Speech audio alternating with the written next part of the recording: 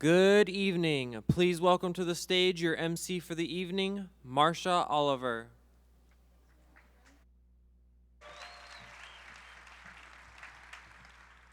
Good evening and welcome to the 2025 OneJax Humanitarian Awards program.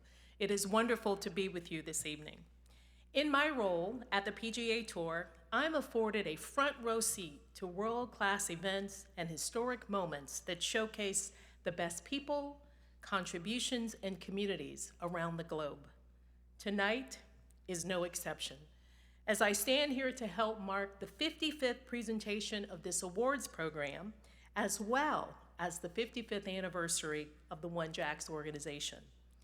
Throughout this evening, we'll learn more about the remarkable history and legacy of OneJax, and more importantly, about its even greater resolve and commitment to impacting the future, our future. But tonight, we gather to celebrate leaders who share the same resolve and passion for our community.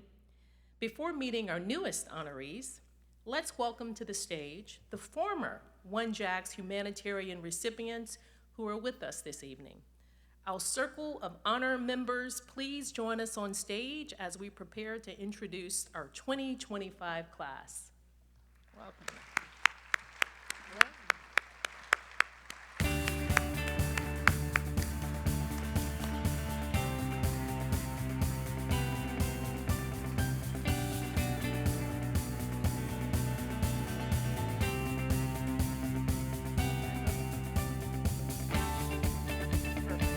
Now, is this a fine-looking group?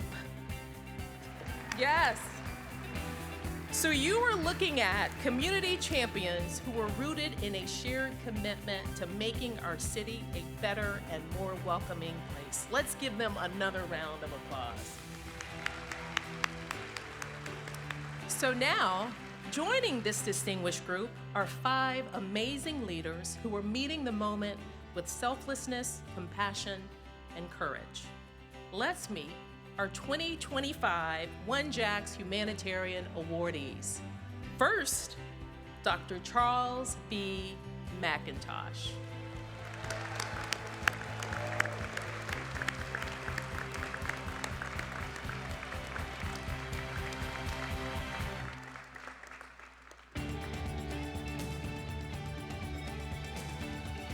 Next, we have Dr. Janetta Cole.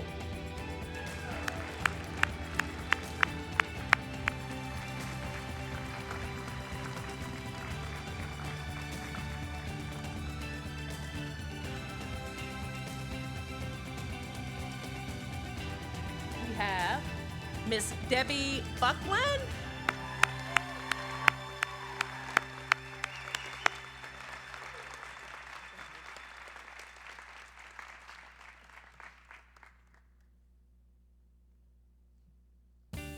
Mr. Josh Martino.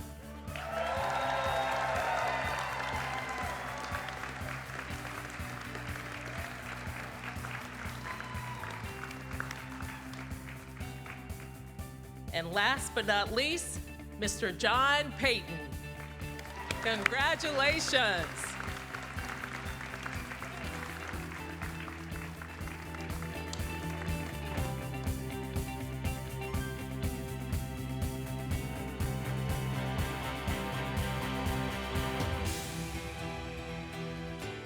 Now this is a showcase. Yes! Some of the best people and contributors to our community all together on one stage. So I'm gonna ask our humanitarians to move up just a little bit to the front. I'm gonna get out of the way so we can get a photo of these fine people.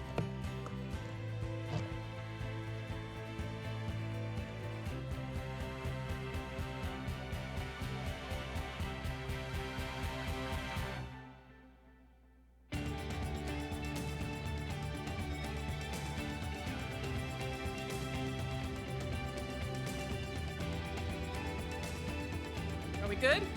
All right. Let's give them all a round of applause as they head to their seats.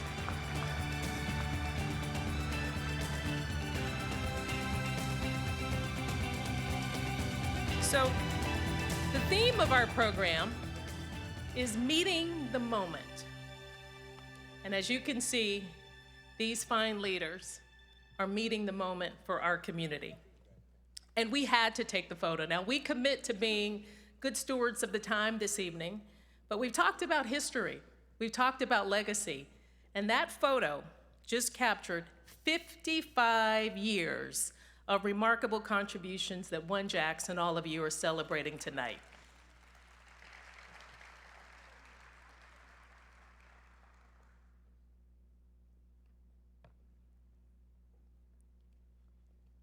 Wonderful. How are you? So it is such a source of pride for me to share in this evening's celebration. Growing up right here in Jacksonville, Florida, there were 3 words that I heard consistently from my mom: keep good company. From the people who are in this room, those that we saw on stage, to all of you in the seats, as well as the organization who has brought us together this evening. This is good company, really good company. Mom would be proud. For more than half a century, OneJax has been a source of good strength and support to this community. In addition to hosting educational forums, community conversations, youth programming, and celebratory events, OneJax is also a credible resource entrusted to help mitigate conflict and steward volatile situations and challenges, be it prayer in public schools, diverse representation on boards and commissions, and even legislation that protects our LGBTQ+ community. OneJax has been a trusted convener, respected voice, and fierce advocate.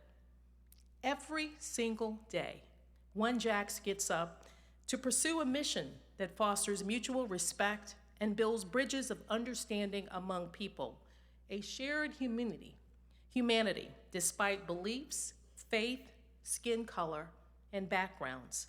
They envision a united Jacksonville where every person is heard, respected, valued, and connected.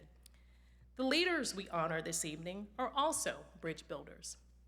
They're champions of civility, inspirers of hope.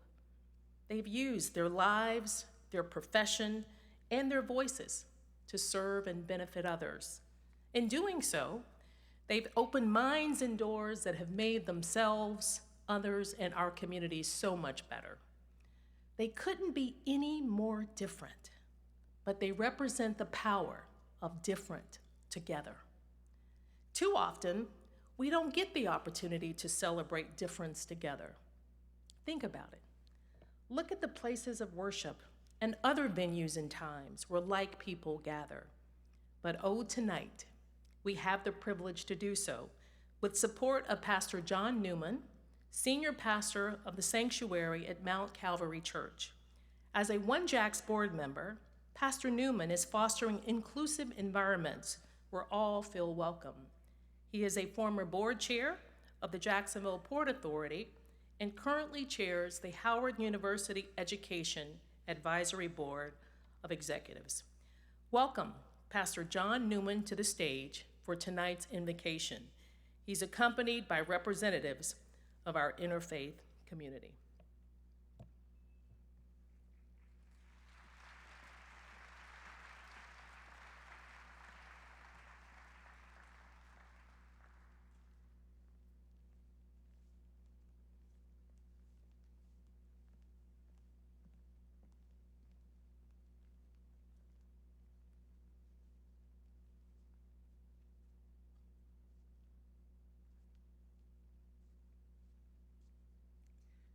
I am Pastor Rebecca McLeod Hutto. I'm a Presbyterian minister, and I am Jacksonville.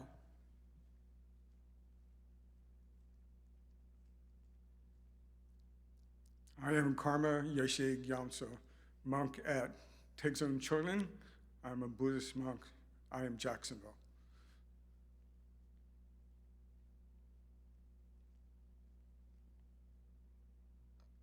I'm the Reverend Dr. Linda Privatera. I'm an Episcopal priest at St. John's Cathedral downtown, and I am Jacksonville.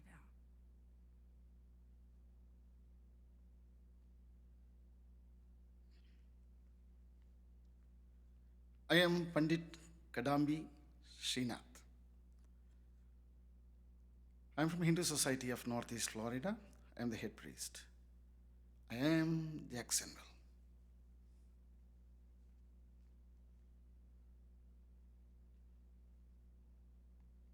I am Sukhbir Singh, a Sikh who practice Sikhism.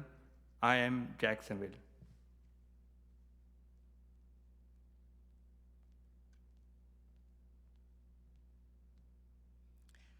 I am the Reverend Dr. Helen Jackson, pastor of St. Andrew African Methodist Episcopal Church, Jacksonville Beach.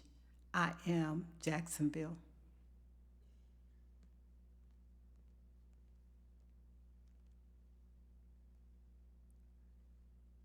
I am Imam Latif Majid for the Jacksonville Masjid of Al-Islam, and I am Jacksonville.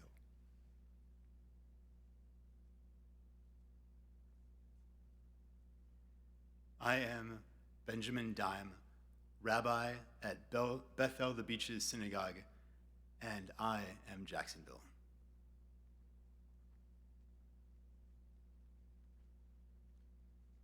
I am the Reverend Victor Haley. I am the priest at St. Paul's by the Sea Episcopal Church in Jacksonville Beach. I am Jacksonville.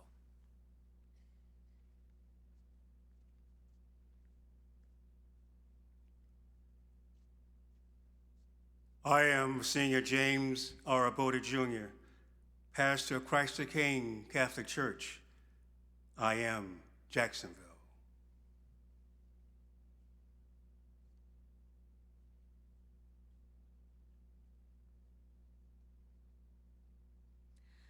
I am Reverend Abby Thornton Haley. I'm pastor of New Covenant Baptist Church, and I am Jacksonville.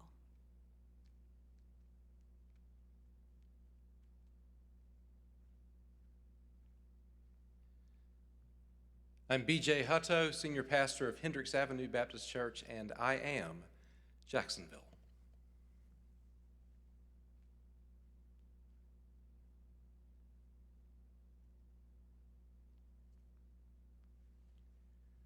I am Reverend Dr. Russell Meyer, pastor of St. John's Lutheran Church in Springfield and executive director of the Florida Council of Churches. I am Jacksonville, and we are all Duval.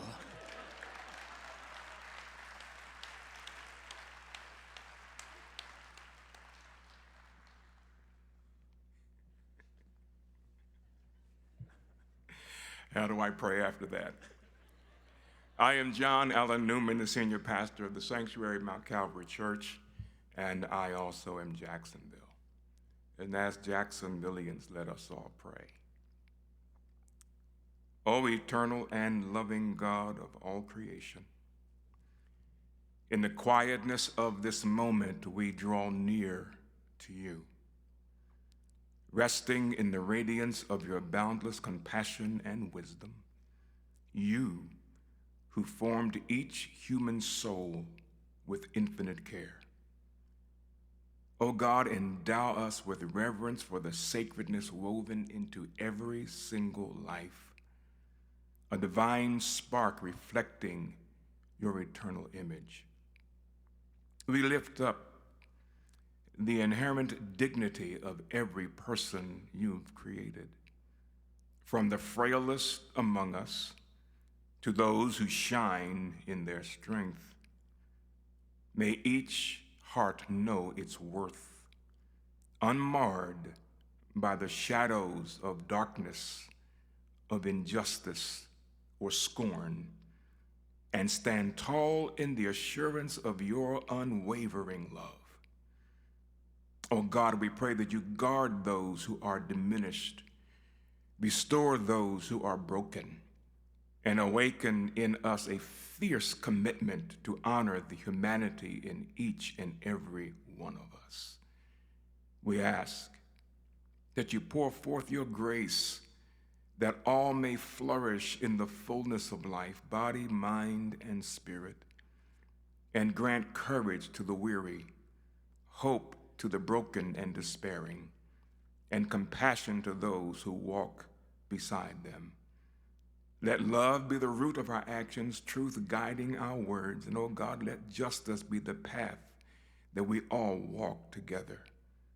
In your holy presence, we are one.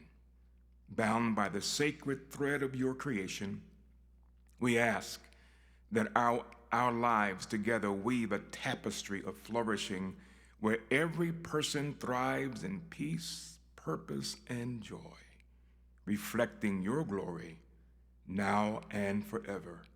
In your most holy name, we who are Jacksonville say, Amen.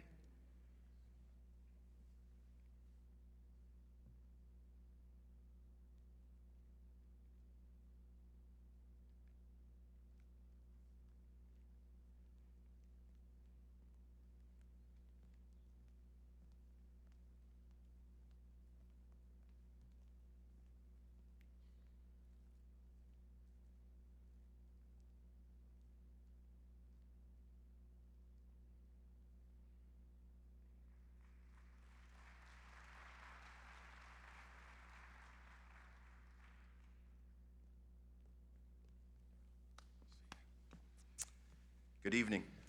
I'm Darrell Willey, member of the Duval County School Board, and I've had the privilege of chairing the event committee for tonight's program this year. And I'm Jerry Malott, chairman of the board of OneJax Board of Directors. And thank you, Darrell. I want to say a quick thank you to Pastor Newman. You always know what to say and how to say it in the most memorable way. Thank you for that invocation. Now, before we get too far, I want to like to recognize several dignitaries here with us tonight. I know Jacksonville City Council member Rotman Johnson is here, if you'd stand. And then if I could have, thank you, sir. And if I can have, yes, we can do that. And I can have all of my current and former elected officials, if I did not see you, if you can go ahead and stand up. I know I saw a number in the audience. If we can give them a round of applause as they stand up. Any current or former, thank you. Look at that. Our leadership.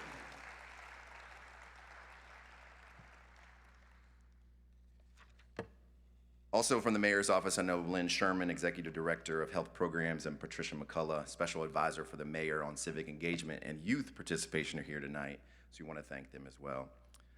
I have to acknowledge the irony we faced this year.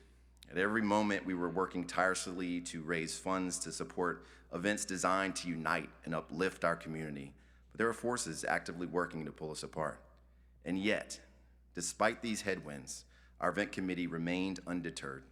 Their dedication, their resilience, their collaborative spirit, they moved us forward with purpose and impact.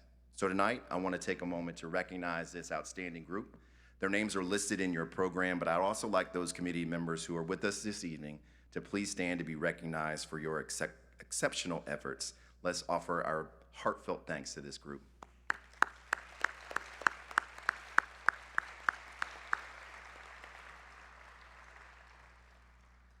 And I would also be remiss if I didn't give a shout out to the amazing OneJax staff. I think a few of them are in the lobby and backstage, but I want to just say they are the engine that kept everything moving forward. They never missed a beat, and we want to thank you as well. So let's give them a round of applause.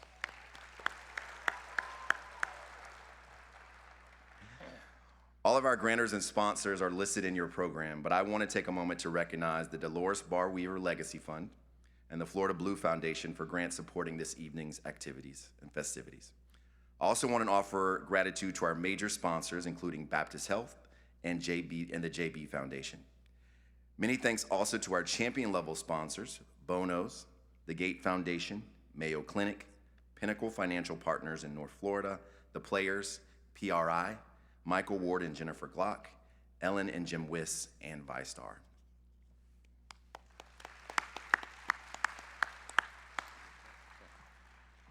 Well, I want to say, separate from our formal remarks, how much I enjoy seeing so many of you, good friends for such a long time, and this is a great place that kind of brings us all together. Well, we not only appreciate the support that our sponsors give us, but we want to show our appreciation by saying we will be involved with your businesses and give our patronage to you and let them know we care about how you invest your dollars in our community. The work at OneJax would not be possible without the generous support of our sponsors and all who have bought tickets and donated to OneJax. The funds raised here by this event gives a generous portion of our annual operating budget to OneJax. I also want to shine a spotlight on our OneJax CEO, Elizabeth Anderson. She took the reins of the organization a little more than a year ago, and during a time of great change, both within the organization and in the world that we live in. She has proven herself to be more than up to the task, concluding a very productive year during which we brought hundreds of people together in the community, began and concluded an in-depth strategic planning process, and generally raised the awareness of the values of OneJax in our community. Thank you, Elizabeth, for the long hours and great commitment you have to leading our organization. She deserves a round of applause. We can't do our work without community support, so you may have noticed, I'm sure you were shocked, by a QR code on the back of your program. We hope you'll consider making a donation this evening. I know many of you are here as guests of our sponsors and friends, so using the QR code, you can directly contribute to the work of OneJax as we work through the year to bridge the gaps that divide our community. You can use it as any time this evening and even tonight at home when you get back if you'd like. You'll not only be making a contribution to the future of our community, but supporting the 55-year legacy of bringing people together across the boundaries of faith, race, class, and cultures in Jacksonville. So thank you for being with us this evening, and enjoy the rest of the program.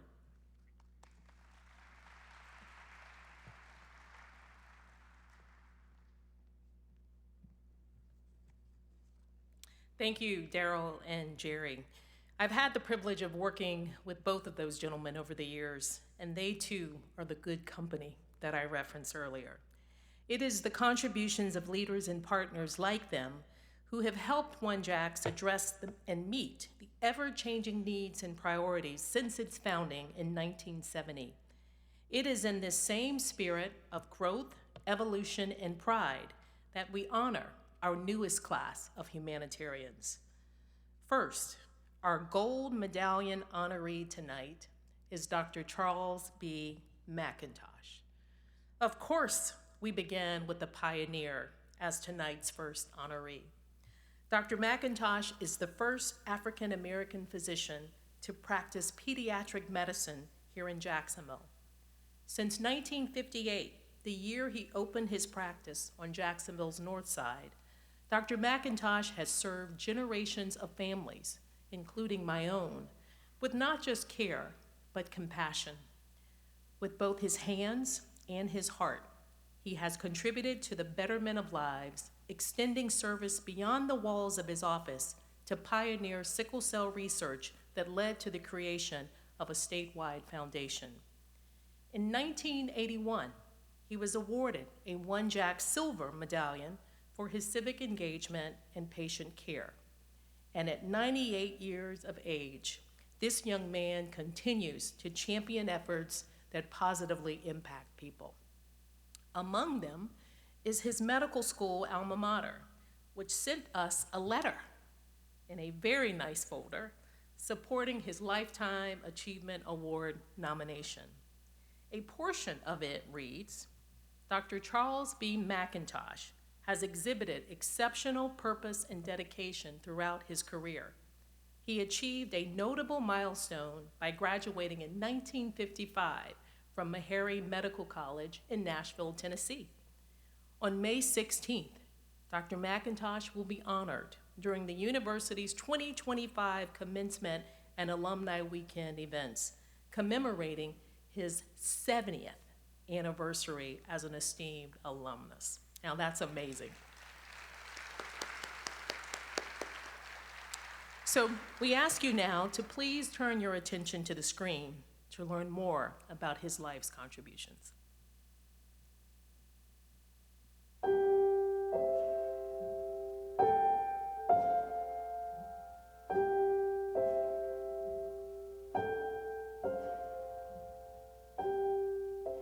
I grew up as a poor child And I say poor in the sense that we didn't have a lot of money, like most African American children in the age that I grew up did not own their own homes. We were fortunate we did. We had a roof over our heads. We were poor, but we didn't know it. I came to Jacksonville at a time of specialization for black physicians. There was one physician here that was a board certified surgeon at the time. I was the second to come as a pediatrician. Before that, there were none. We had about a dozen physicians in town, and they were all practicing family medicine is known now. General practitioners was what they were called then. I felt sort of inadequate because I limited my practice to children, and they needed much more than that. The children of the community got a level of pediatric advice that they wouldn't have gotten otherwise from other physicians. It's amazing for me to go to anywhere with Mac. We went to a funeral in another county one time, and it was a funeral attendant. She was in her 50s. And when she saw Dr. McIntosh, you know, she, my pediatrician, you hear what I'm saying? I think that's very important, because there were physicians here, but coming as a specialist, a black specialist, kids had their own little doctor. They were able to relate to him, and he related to them and related to their parents, and he really helped to build medicine in this town, not just for blacks, but for whites also. Our relations here in Jacksonville, and I thought race relations in Jacksonville, has improved a lot. There's a lot that has not improved. I feel that going forward, if we listen to the right people, and I may be getting political here, but I think if we don't forget that we are all human, that we all want the same things, it's how you achieve it. Just like we did in all the years that got us this far, we will find our way. I'm optimistic that we will find peace on the other side of the river. In 1964, Rutledge Pearson and Dr. Robert Halen down in St. Augustine was doing the civil rights activity and everything. Martin Luther King eventually came down and he got sick. The two of them, Rutledge Pearson and Dr. Robert Halen, they put Dr. King on the backseat of his car down and brought him up to Dr. McIntosh over there on Jessup Street to be seen and treated. And that tells you even what the medical community thought, that this was a pediatrician, but this was our best. The way that we're going to advance as a civilization is that people have to give back. Just little things, being kind to each other, being able to help someone who can't help themselves, to help people to improve themselves. And I found ways to do that in my practice by joining and helping organizations that needed help. Mac's legacy will be that he came through here, he was one of a kind, he was an icon of many, like Jane Weldon Johnson, to be a part of Stanton High School, and that he will always be remembered. There are several physicians in my life I would like to pay a tribute to today. One is Dr. James Burt of Volunteers in Medicine. Dr. Burt asked me to join a board that was being initiated to start a chapter of Volunteers in Medicine in Jacksonville. And I'd like to mention also in the same breath Miss Dottie Dorian, who at a considerable expense, I would say, considerable contributions made by these two individuals got our chapter of Volunteers in Medicine started in Jacksonville. My parents, of course. I have friends and family, particularly aunts and uncles and people that helped me along the way, and I'd like to pay tribute to them also.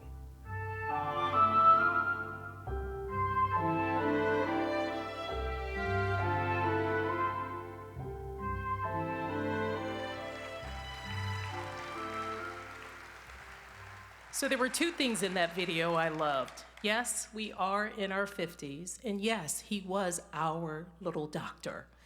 And the other thing, Dr. McIntosh is our best.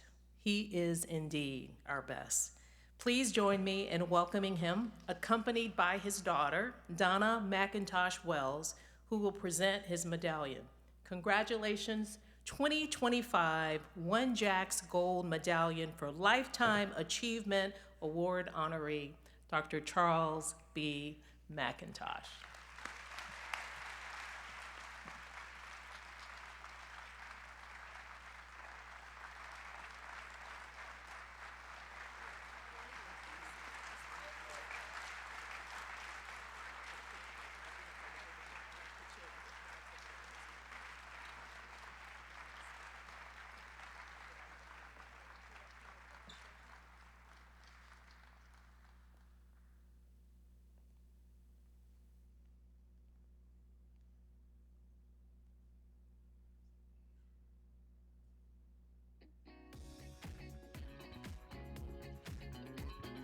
Let's give them another round of applause.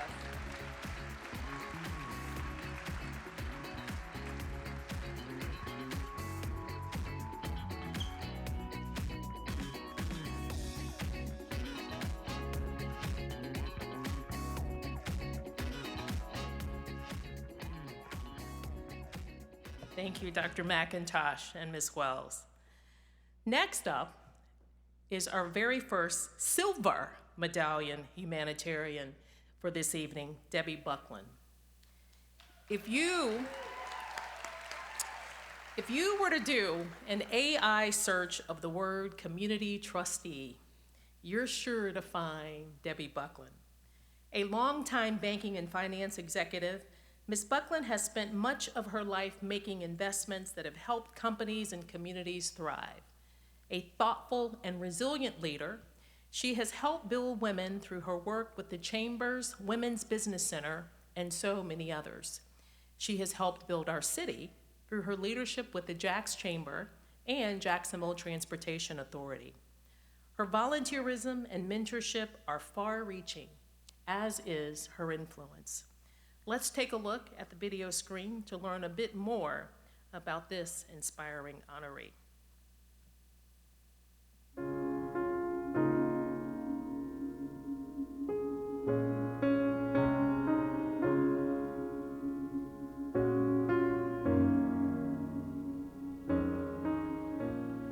I was a founding board member of the Jacksonville Women's Business Center. Over the course of 25 years, I came out of that stronger, more powerful, a better leader. You put a bunch of women in a room and they just make things happen. And I gained, I think, strength and power from that. And when you come through an endeavor that big, successfully, you don't even know you're successful at it until you come out the other end. My husband and I and our two daughters moved to Jacksonville in 1998. I was a stay-at-home mom at the time. I went back to work in the early 2000s and resumed my career in banking. I know Debbie Buckland from her work primarily with the Chamber and the JTA board. However, DVI and some of the women's groups that she's actually a volunteer and working with. So I wonder where she finds the time, but here's somebody who cares about people and cares about our community, and it shows by the amount of sacrifice and time she's invested in this community. I joined the board of Downtown Vision to represent my then employer, SunTrust, and I evolved into being chairman of that board. That was a big step for me in Jacksonville. It affirmed for me the importance in creating a place here. I just became part of that. For the JTA Board of Directors, her leadership was remarkable because recognized with a 7-member board representing governor's appointees and the city's appointees, being able to pull this team together through retreats and board meetings, and also doing it in a very challenging environment. The guiding truths for me as a child, I knew I would go to college. Education was paramount in my family. Did go to college, and I met my husband there, and 2 weeks after I graduated, I got married, and we moved to Virginia. My first job was as a teller, and it's all uphill from there. In terms of Debbie Buckland, I see an individual that not only wants to be a part of, but they want to drive success for that organization, be it in the nonprofit world or in government like the JTA or the Chamber, but at the same time drive for success with what she's doing now with her coming out of retirement and helping to build a new marketplace for her current employers. I see amazing evolution of our transit system. Most of our riders are not riders of choice like they are in major metropolitan areas. We're leading the nation in the autonomous discussion. Unless we had leaders who were in their place of power with supportive and financially secure infrastructures and platforms like we have here in Jacksonville, to make those bold investments in the future, they just need to get their truck from here to there. That's what they see. And so it's very difficult to envision what a thoughtful investment might look like for something 20 years from now. We're very fortunate to have someone like Debbie Buckland in our community because she leads the way, she sets the pace, and I think the image or the legacy that she's leaving behind is a model for all of us to follow.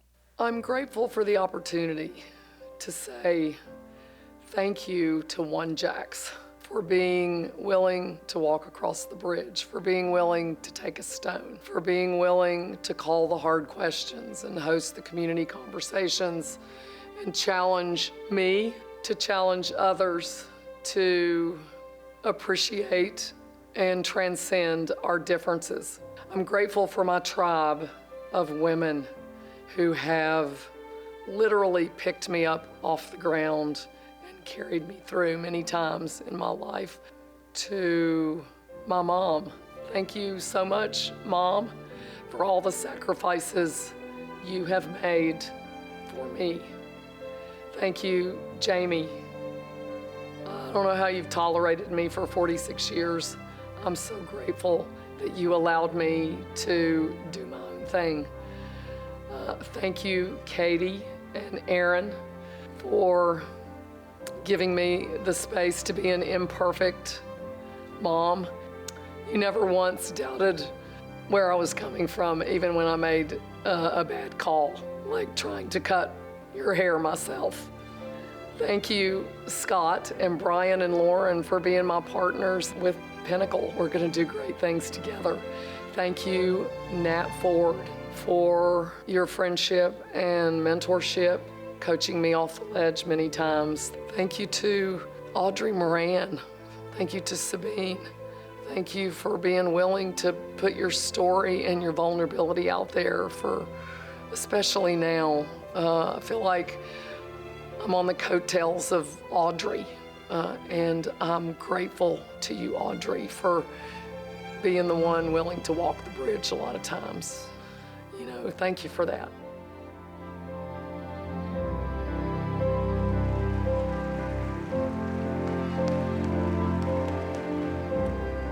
Debbie Buckland.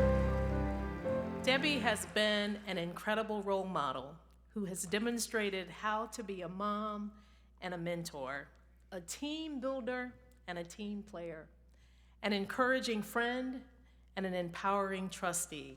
Tonight, we celebrate her as a humanitarian. So here tonight to present the 2025 Silver Medallion is her mom, Ann Cooper Hall.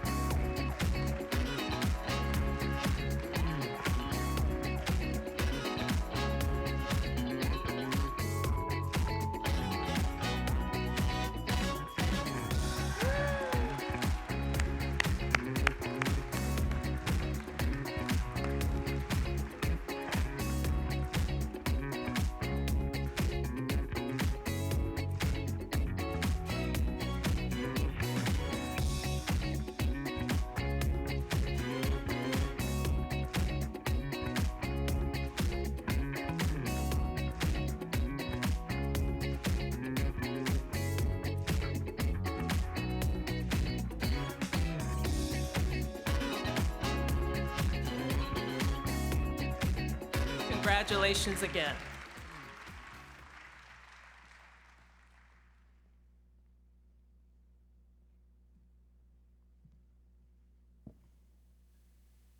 Let me just start by saying how impressed I am with this year's honorees. They come from such different backgrounds and have made their marks in such different fields, and yet I think you'll notice that there is such a powerful common thread that joins them all together. Thank you so much for being here. It's so good to look out and see all of you here tonight. My name is Elizabeth Anderson. I am the CEO here at OneJax. And before we get back to honoring this incredible class of honorees, I'm going to take just a few minutes to tell you about what we've been up to this year at OneJax. When I stood here just a year ago, I was only 2 months into my role. I was in listening mode, learning how to lead this deeply respected organization. And at the same time, maybe like some of you, I was wrestling with a world that felt like it was kind of being flipped upside down. Civility was under attack. Anti-Semitism spiked here and across the nation. And it seemed like we'd forgotten that beneath our human differences, at our core, we're all just people, trying to live, love, and leave things better than we found them. So as OneJax approached a milestone that not many nonprofits get to celebrate, our organization's 55th anniversary, we decided to take a minute to reflect, to ask ourselves, where did we come from? Who are we now? And what kind of impact do we want to have moving forward? So, thanks to the support from the Nina Waters Nonprofit Leadership Fund at the Community Foundation, we embarked on a multi-month strategic planning process. We pulled together a team of diverse and talented community leaders from the nonprofit, business, civic, and philanthropic sectors. We gathered insights from long-standing stakeholders and some new friends too. And together, we reimagined what OneJax could become. The result is a refreshed mission, vision, and a strategic roadmap designed to, you guessed it, meet the moment, rooted in our shared humanity. Now let me be clear. While some of the language may be updated, we have not strayed from the core values that laid the foundation for our work 55 years ago. We are still laser focused on building bridges across beliefs, faiths, and backgrounds, fostering mutual respect, and creating space for connection, even when it's uncomfortable, especially when it's uncomfortable. And we're putting that mission into action with a plan that builds on many of our flagship programs, elevating civil discourse through breaking bread and barriers, redefining our Sandy Miller One Youth programs, deepening interfaith connections with respected faith leaders, and forging bold new community partnerships that it's going to help us do this work better and reach farther. And now you might be thinking, that sounds great, but have you looked around recently? The answer is yes. We have, we know. This is going to be really hard work. But the truth is, we can't afford to retreat into fear. Now is the moment to stand firm in our commitment to one another, to act with intention across our differences, for the sake of each other, for the future of our community, and for the well-being of humanity. Our work at OneJax lives at the crossroads of difference and disagreement, which means we know that we're not going to please everyone all the time, and we know that we are not going to always get it right. In fact, we've stumbled before. But we are not afraid to learn out loud. We will not be paralyzed by the fear of making mistakes. We will move toward each other openly and with a willingness to listen and to grow. Because like I tell my little 8-year-old, when you know better, you can do better. So every day we have a choice. Sit still, fall apart, or rise. And at OneJax, we are gonna rise. We've spent 55 years in the trenches facing down bias, prejudice, and hate. And we believe that every person has a place in the human story. But building a world where all can live with dignity requires both resistance and the audacity to envision something better. And that's exactly what we're doing at OneJax. As we take this next step into the future, reimagining our vision for OneJax, we are updating our look too.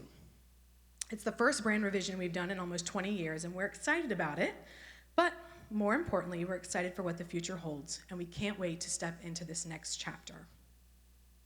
We hope that you will join us. We hope that you'll invest in this vision. Help us build a more just, connected, and compassionate Jacksonville, a city united and thriving together. So finally, before we get back to celebrating our honorees, I have to thank my dear friend, Daryl Willey, and the entire event committee for working so hard to make this evening successful. Thank you so much. I also have a thank you. I also have to give a big thank you to the OneJax Board of Directors, who, in spite of many changes and challenges over the past few years, continues to be a steadfast group of community leaders.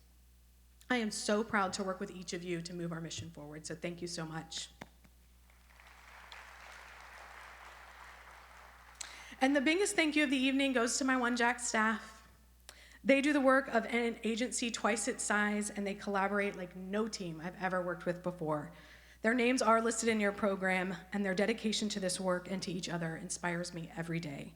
So please give a more than deserving round of applause to the whole OneJax team. And speaking of the OneJax team, I would be remiss if I didn't take a moment to recognize a long-standing OneJax MVP. Tonight, we have a special surprise for someone who has been the voice behind the scenes at OneJax for the past 20 years. Evan Willman, would you please come and join me up on stage?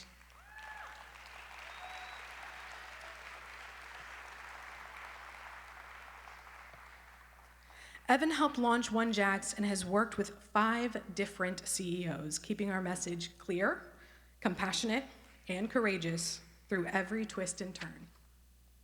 Evan, you have been more than a communications consultant. You have been a steady guide, a trusted partner, and a true believer in this mission. And tonight, we want to say thank you. I wrote it myself.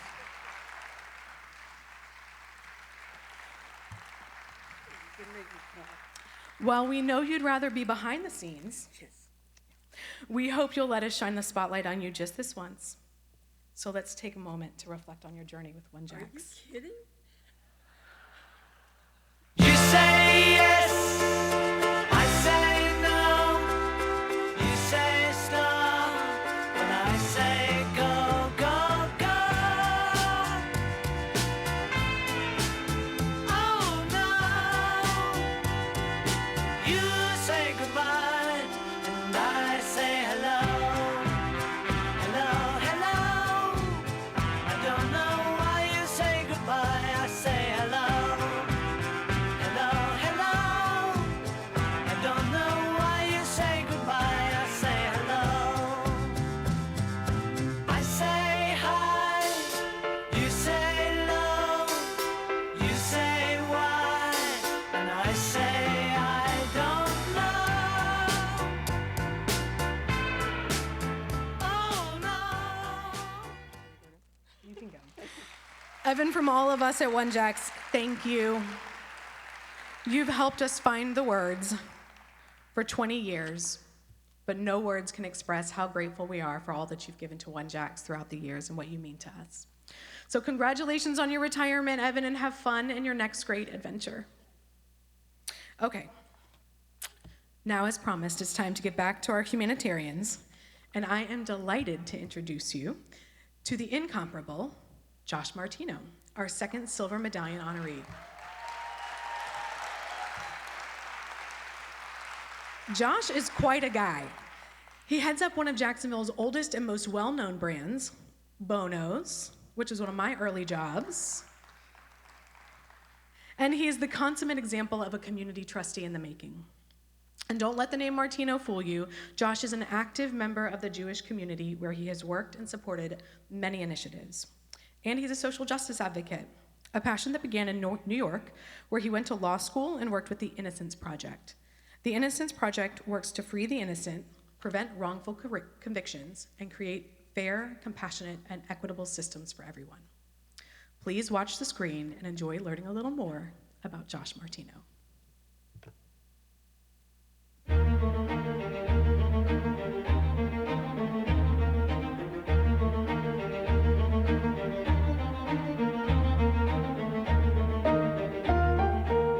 grew up in Atlanta, born and raised. Went to a boarding school in Connecticut, then to Nashville, went to undergrad at Vandy. The job market wasn't very good when I was coming out of college, and my dad, who was a criminal defense attorney for about 6 years, said, you should go to law school. Whether you end up being an attorney or not, amazing education. Moved to Jacksonville and worked for a sports agency for a little while because I thought I wanted to be Jerry Maguire, and then realized it's not like the movies. My father-in-law saw something in me that he thought hospitality was in my blood and invited me to join the family business.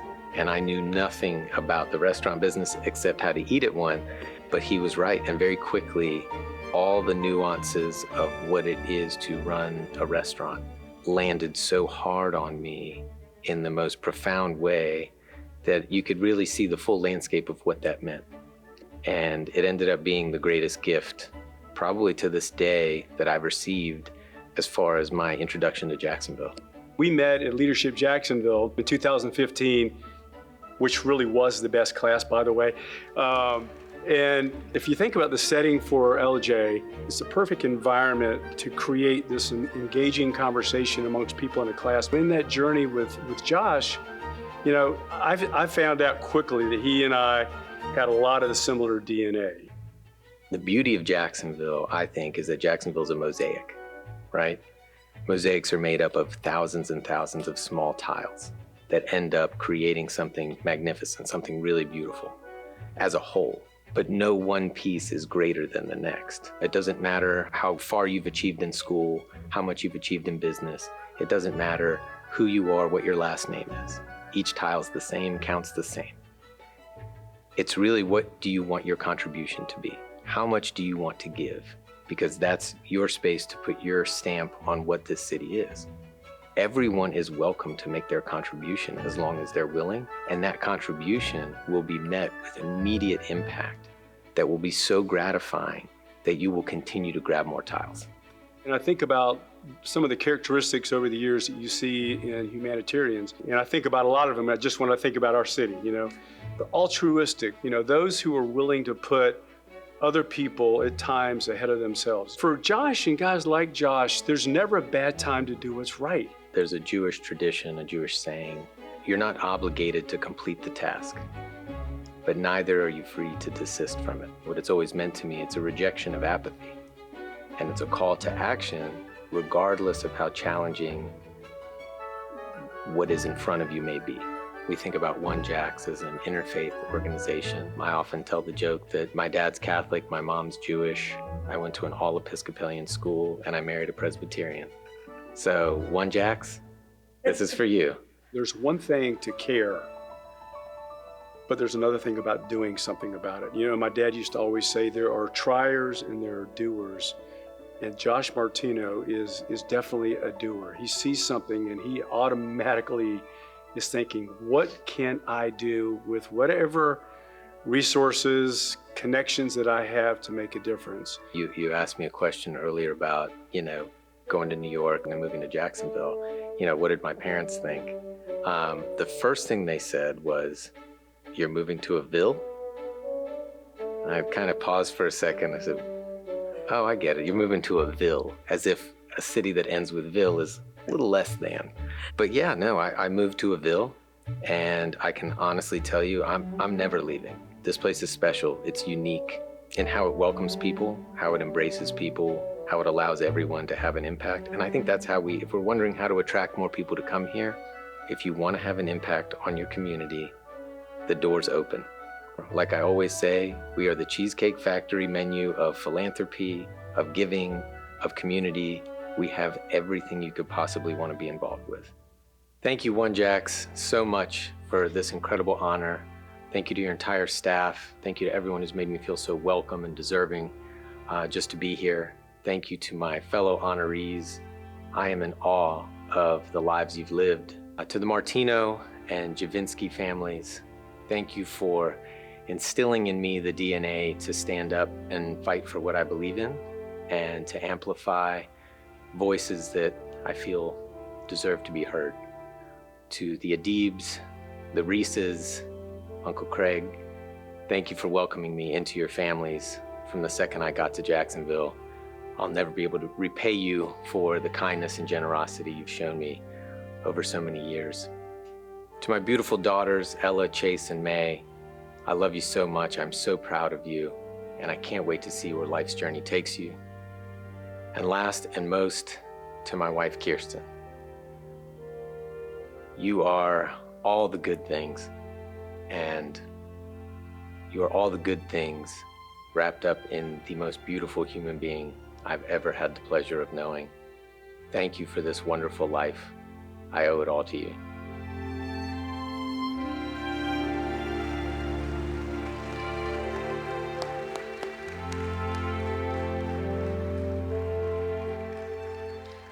Aren't we fortunate that Josh Martino did not go the Jerry Maguire route and is a part of our home team here in the Ville? Congratulations, Josh. It is not lost on any of us the demands a restaurant group, a family, and 2 dogs, Rosie and Max, require. Nevertheless, Josh Martino makes time to lead and support the priorities of education, well-being, and faith, which are integral to our community. So join me in welcoming to the stage Silver Medallion honoree Josh Martino and his wife Kirsten, who will present his medallion.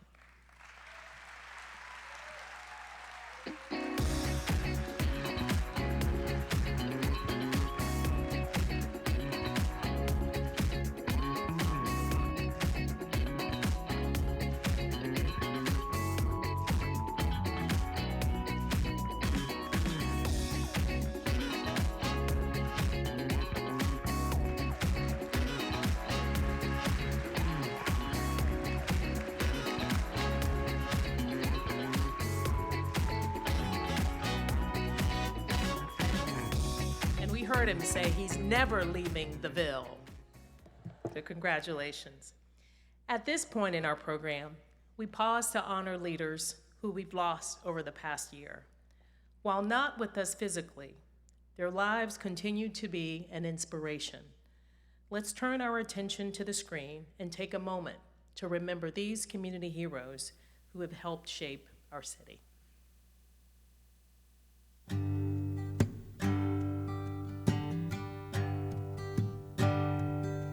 May God bless and keep you always. May your wishes all come true. May you always do for others and let others do for you.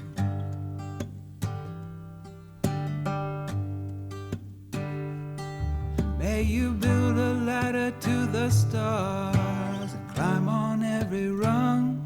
May you stay forever young, forever young,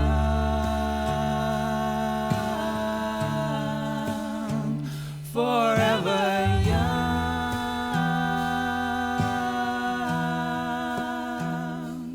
May you stay.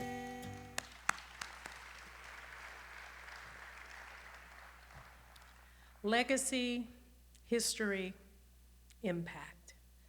There's a popular quote which says, "What you leave as a legacy is not etched in stone monuments, but is woven into the lives of others."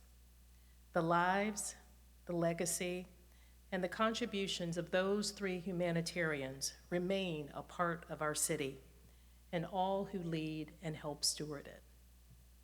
Our next honoree was elected to lead our city. A 2-term mayor, John Payton established policies, initiatives, and programs that improved youth literacy outcomes, crime prevention rates, and environmental conditions throughout Jacksonville. With strong business acumen cultivated by his role at Gate Petroleum, where he currently serves as president, and with an even stronger civic engagement mindset, as demonstrated in the countless board appointments and roles he assumed, John Payton has worked diligently across aisles, earning the trust and respect of diverse leaders and communities. Please watch the screen to learn a little bit more about him.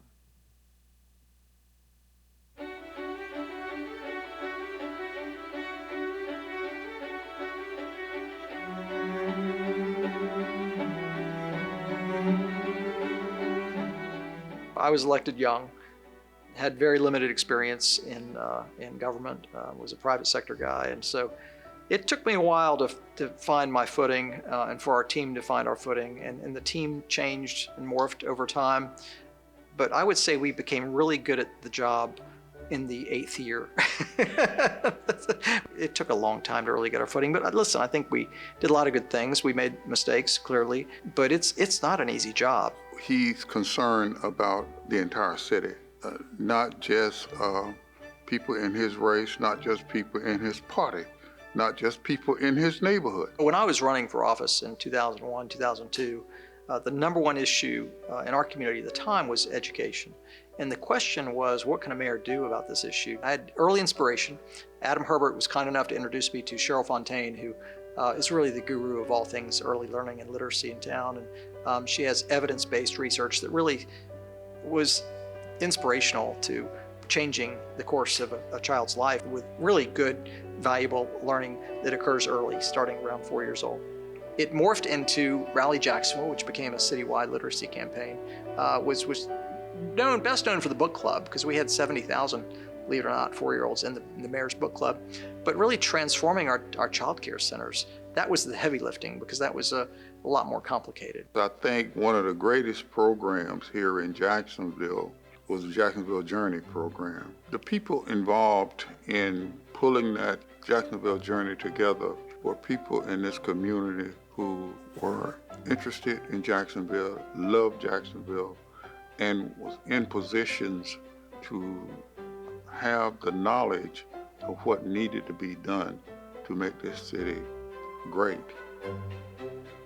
There are a lot of folks that need to be involved, and we have a lot of community stakeholders that I know would like to see a safer community. So we said, look, let's invite a larger segment of our community into our office and help us work through this. And we reached out to, I think, about 120 community leaders to come in and say, look, this is our challenge. We had 3 buckets. We had enforcement, prevention, and intervention. Go out and tell us what's working in other places. What are the best practices for reducing violence? What is the cost? Some of the best work I've ever seen come out of City Hall came from those 120 people. I would say the Jacksonville Journey really, for the first time, made a significant contribution to the human capital piece of the violent crime problem. And so we were able to usher in a whole list of programs that could really help start to craft, a better system to where we were a safer community. And we saw over time the numbers just plummeted. After the election, the mayor-elect did reach out. But in my concession speech, I made some comments as it relates to, number one, my core values. And I think what was appropriate in that was the people had spoken, campaign was over, and I'll be willing to help. And of course, he called. I was surprised by the call because I think the essence of what I said was, John, I was supposed to say what I said as it relates to a defeated candidate. You wasn't supposed to call and take me up on that. He was sincere, and I met and convinced me to not only be part of his transition, but to co-chair his transition. And I was really blown away because he was so sincere about it. My time in the public sector really made me appreciate the private sector and how you can really move mountains if you have the right team in the right direction. I was very fortunate to have an extremely competent staff around me, many of whom are very close friends to this day. He was the mayor for all the people. Once you sit down to talk to him and learn who he was and what he was about, you felt like you can trust him. You talk to him today, you get that same feeling. Well, I just want to thank OneJax for this recognition. I've had a huge amount of respect for the OneJax organization for many, many years, and I've had a lot of respect for the people that have received this award. I'm grateful, I'm humbled, and I'm appreciative for the work they do, and I hope that continues. I think OneJax has an important role in this community, and hopefully events like this and others will inspire folks to get involved and to learn more. Thank you so much.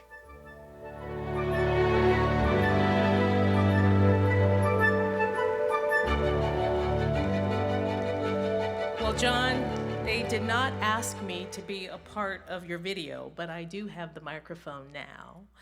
Seriously, I would like the audience to know that even years after you left office, you still took the time to call and offer encouragement, sincere advice, and any support to make our city better.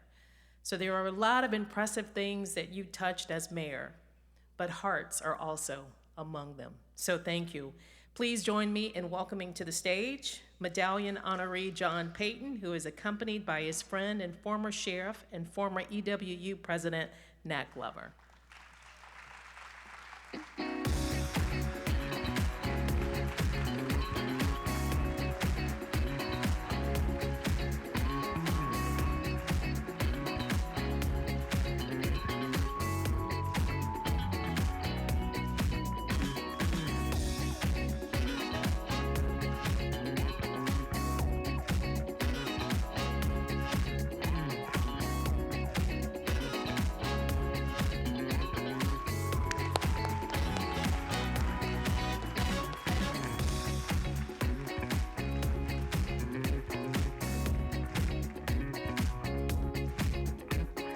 Congratulations again. When we look at the contributions of tonight's honorees, each has included some level of support for youth. OneJax is no exception. For more than 30 years, it has delivered programming to help inspire and prepare youth for leadership roles. The skills and experiences taught through the Sandy Miller One Youth programs like Metrotown and Connect are introducing and connecting middle and high school students from various backgrounds. They emerge from these programs with greater understanding about themselves, how we all move through the world, and the role we play in promoting the value of every individual, different together. Tonight, we have an opportunity to hear about these experiences directly from a participant. At this time, join me in giving a warm welcome to Carter Magnano, a graduate of Sandy Miller Metrotown and a current senior at Ponte Vedra High School. Carter, would you please come on up?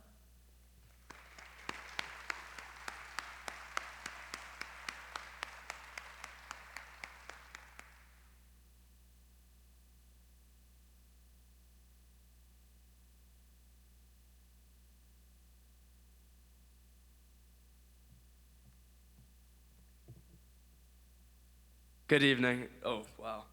Thank you for welcoming me here tonight. It's truly such an honor to stand alongside such amazing and dedicated individuals who have dedicated their lives to making both Jacksonville and the community around the world a greater place. And in today's world, I've seen it's really easy to feel overwhelmed by the challenges and the uncertainties we face. Yet even in the hardest moments, I've found countless reasons to be hopeful, especially through my experiences with organizations like OneJax, which focus on creating a community where everyone feels respected, valued, and connected. By bringing together people from all backgrounds, OneJax reminds us that understanding and unity aren't just ideals, they're essentials to creating a stronger, more compassionate world. I first experienced the impact of OneJax midway through my freshman year when I attended the Metrotown program, not entirely sure what to expect from a leadership development program. But I often found myself returning to a single moment from that experience, an exercise where we were asked to step forward if a statement applied to us. And at first, that activity seemed very simple, stepping forward for attributes that seem meaningless, maybe the color of your shirt or the shoes that you're wearing.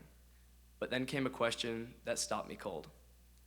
Step forward if you've ever purposefully made somebody feel bad about themselves. And while ashamed of it, I knew that that statement had applied to me at some point in my life. Yet, as I looked around, no one else in the room moved forward. I stood there, uncertain, wrestling with my pride, my fear, my conscience. But ultimately, I stepped forward. Physically, this step was very small, but personally, it was transformational. In that moment, I realized that living with integrity means being honest even when it's uncomfortable. I realize that my life and my growth are determined by the choices I make, not by what others see or expect. That small step sparked a much bigger journey. Later, I had the privilege to serve as a loud leader to coordinate and lead my high school's Metro Town in a Day program. I was excited to lead this initiative with my peers, especially a lot of my lacrosse teammates, many of whom had never been challenged in their lives to face their internal values.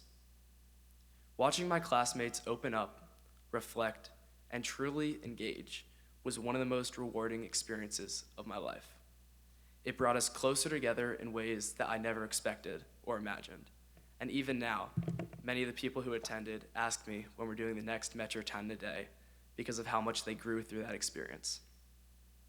I also was fortunate to have the opportunity to participate in a OneJax, One Youth collaboration called Spread Cream Cheese, Not Hate, a campaign that uses the simple act of sharing bagels and cream cheese to spark real conversations about anti-Semitism, discrimination, and unity. Originally started by UF Hillel and locally coordinated by Bethel the Beaches Synagogue, this movement has grown to include local faith-based organizations like Christ Episcopal Church, Our Lady Star of the Sea Catholic Church, and the African Methodist Episcopal Church. Dedicated volunteers from my nonprofit Jax Thrive joined forces with students from Paxson, Stanton, Ponte Vedra High School, Episcopal, Terry Parker, Bowles, and Landrum Middle School to spark a message of respect, love, and inclusion across our community. Through projects like these, I've firsthand seen that small actions, whether stepping forward in a room or handing someone a bagel, can lead to powerful change. That small step I took my freshman year became more than a moment. It became a declaration to live courageously, truthfully, and with empathy. And for that, I'm deeply grateful to OneJax for creating spaces where moments like those are possible and where young leaders like myself and many others can grow into the change makers for our future. Thank you.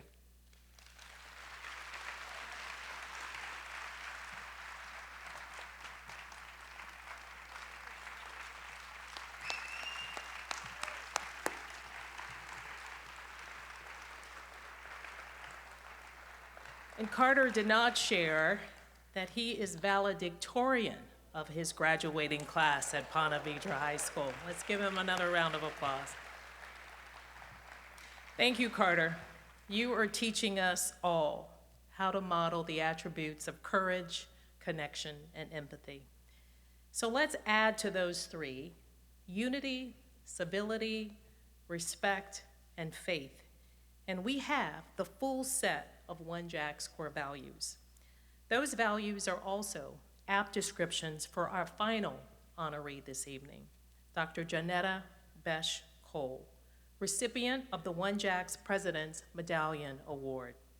The President's Medallion is awarded periodically to select individuals who have accomplished or achieved remarkable success and recognition that extends beyond the borders of our local community. A Jacksonville native, Dr. Cole is the great-granddaughter of historical giant A.L. Lewis, a 19th century businessman and philanthropist who founded the Afro-American Life Insurance Company at American Beach, where she was raised.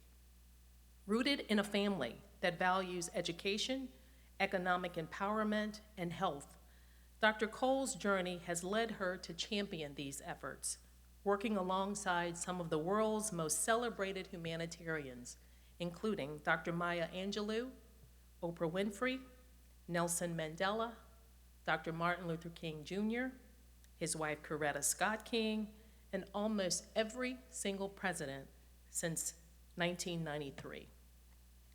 5 years ago, Dr. Cole opted to return to Northeast Florida with her husband to retire. But retirement does not mean retreat. Watch this video to learn more about the giant-sized contributions she's continuing to make.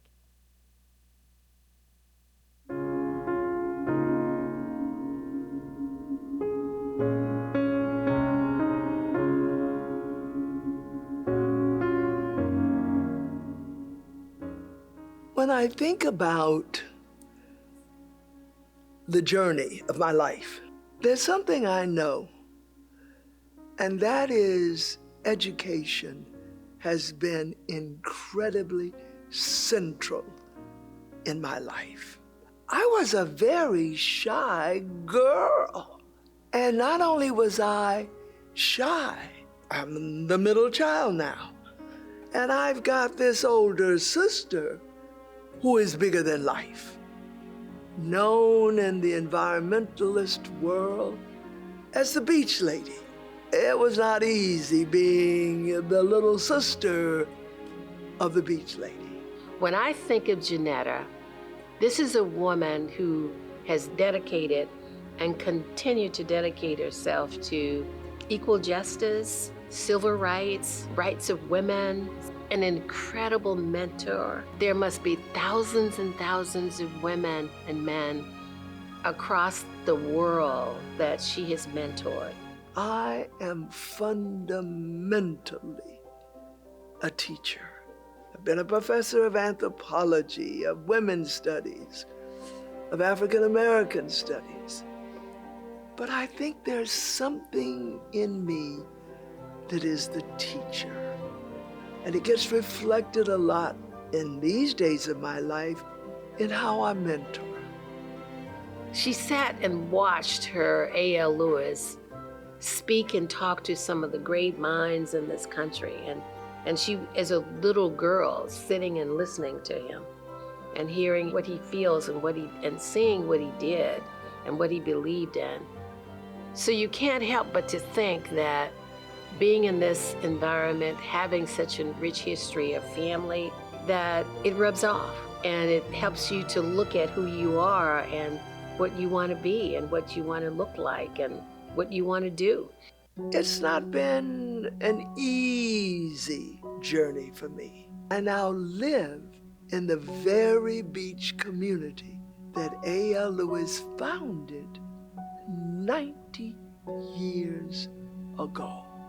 There's something so fulfilling about it. Those years of racial discrimination are not just to be brushed away as if they never happened.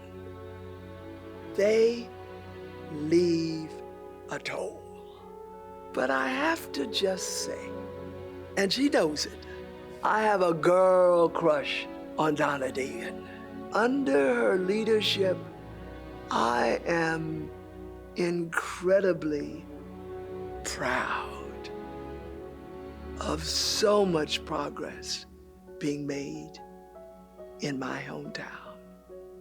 When people think about Janetta, they would think this is a woman who spent her life working in civil rights, justice, equal rights. I think those are some of the things they're going to remember about Janetta, and that she did it because she wanted change. And that's, to me, wanting change and wanting life to be different. In my head, I think that's how she will be remembered. I am grounded in hope. And rather than simply wallowing in what are the problems right now, the question I have to wake up with every day is there something, no matter how small, that I can do about the state of my community, of my city, my country, and my world? I'm going to quote Thurgood Marshall, just do the best you can with what you got. And I hope my legacy in some way is a life that involved my doing the best that I could with what I had. To the colleagues at OneJax, know that it's not from the top, it's not from the middle, it's from the bottom of my heart that I thank you for this great honor.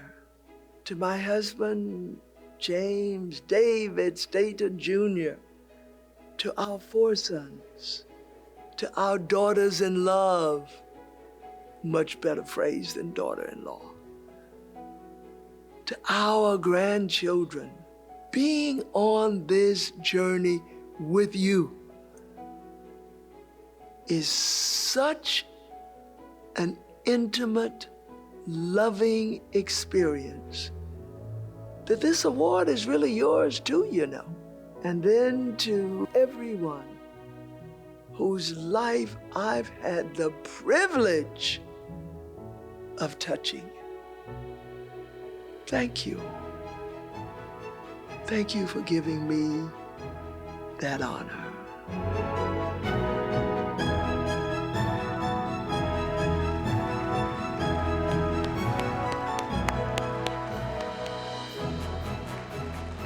So when I think about some of my most favorite family memories, American Beach outings come to mind.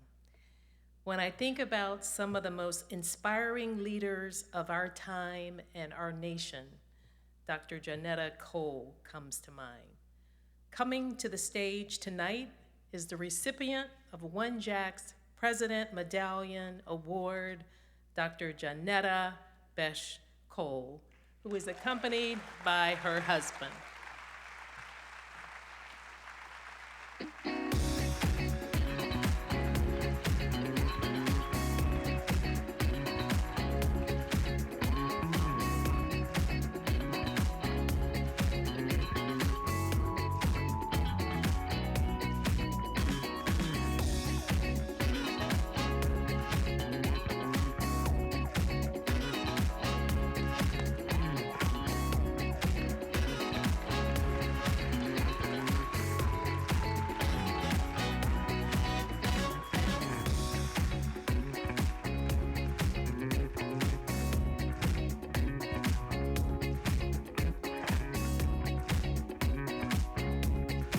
Congratulations.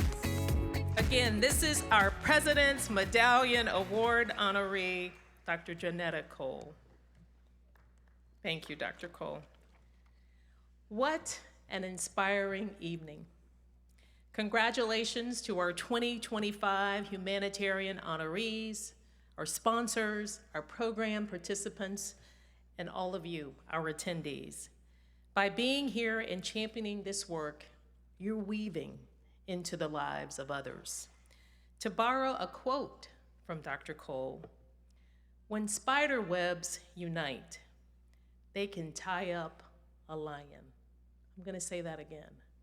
When spider webs unite, they can tie up a lion. It is our hope that you have been inspired by the work and community OneJax is building in and for Jacksonville. If you have not already, please use the QR code on the back of your program to make a contribution. It takes all of us to unite our community. At this time, this concludes our program, and we want to make sure that as you depart, you take one of the favors that have been made available to you. And we appreciate you attending and wish you all a wonderful evening. Thank you.